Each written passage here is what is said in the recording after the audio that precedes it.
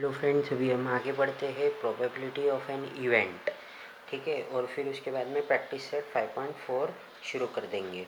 तो क्या है ये probability of an event? Probability का मीनिंग याद है ना आपको? क्या होता है? संभावना। मतलब अभी अगर कोई भी हम लोग इवेंट कर रहे हैं या फिर कोई भी काम कर रहे हैं तो उधर होना एक तो ये होगा, ये हो सकता है, और या फिर कुछ और हो सकता है। जैसे रेनफॉल का मैंने एग्जांपल लिया था पहले भी। तो क्या हो सकता है? लो रेनफॉल हो सकता है, मॉडरेट या फिर हैवी।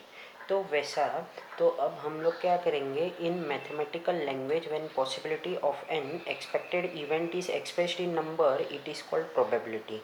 ठीक है ना? मैथमेटिकल लैंग्वेज में क्या बोला गया है कि पॉसिबिलिटी मतलब संभावना जो भी कोई इवेंट की है उसको काय में किया है हम लोगों ने expressed in number, it is called as probability. It is expressed as a fraction और percentage using the following formula.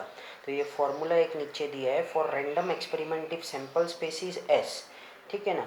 हमने रैंडम एक्सपेरिमेंट अभी तक कितनी बार देख लिया ना, वो जो कॉइन्स का होता है, डाइस का होता है, वो सब रैंडम एक्सपेरिमेंट था हमारा।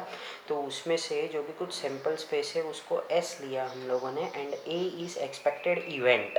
जैसे हम लोगों ने अभी 5.3 एक्सरसाइज में भी किया था, देखो याद होगा, पहले सैंपल स्पेस निकालते थे, फिर इवेंट्स को निकालते थे, एक एक अलग अलग हम लोगों को पॉइंट्स दिए रहते थे, उसके हिसाब से हम लोगों को कंडीशंस दिए रहते थे, वो सॉल्व करते थे। तो वो ये इवेंट है ये।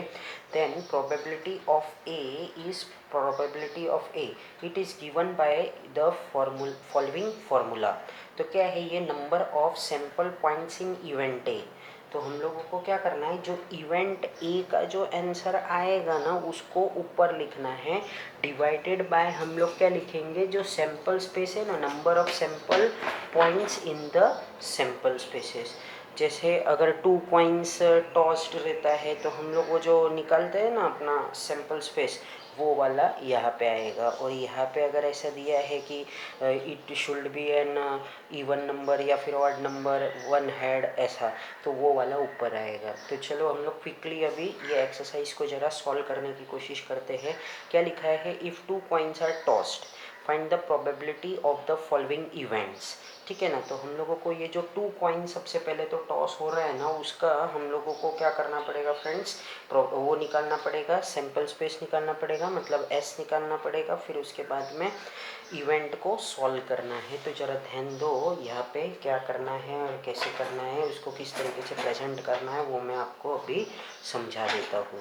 तो इफ़ 2 पॉइंट्स आर टॉस्ड, तो सबसे पहले मैं यहाँ लिखता हूँ 2 coins are tossed।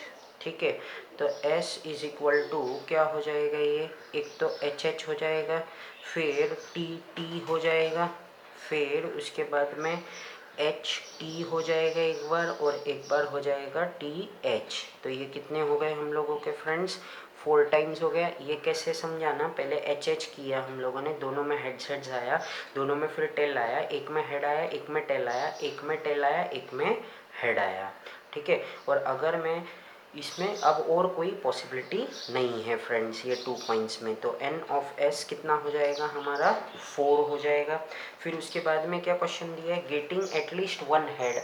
हम लोगों को कम से कम एक हेड तो आना ही चाहिए। अगर 2 भी आया तो भी चलेगा, तो ये भी चलेगा, ये भी चलेगा, ये भी चलेगा। ठीक है ना? तो हम लोग क्या लिखते हैं यहाँ पे? ए, गेटिंग एट लीस्ट 1 हेड। ठीक है ना? तो क्या हो जाएगा ये हमारा? ए इवेंट बन जाएगा। तो कौन सा है ये? एच एच, एच टी और टी एच। तो क्या आ जाएगा ये? Probability of A is equal to 3। Therefore अब ये देखो, ये जो फॉर्मूला हम लोगों ने ऊपर लिखा था वो अब डालने का समय आ चुका है। तो क्या आएगा? P of A is equal to N of A upon N of S. ठीक है, तो n ऑफ a कितना है हमारा? 3 है, और n ऑफ s कितना है? 4। बस यही है इसका फाइनल आंसर। फिर उसके बाद में b पॉइंट पे आते हैं हम लोग, getting no head. Getting no head किस में है? खाली इसमें है, टी में। ठीक है, तो बस वो लिख देना है तुमको। यहाँ पे मैं लिखता हूँ गेटिंग नो हेड। ठीक है, तो अब इसमें क्या हो जाएगा, ये हम लोगों का बी इवेंट है, तो ये क्या आएगा इसका आंसर टी टी, और फिर उसके बाद में P of B is equal to 1।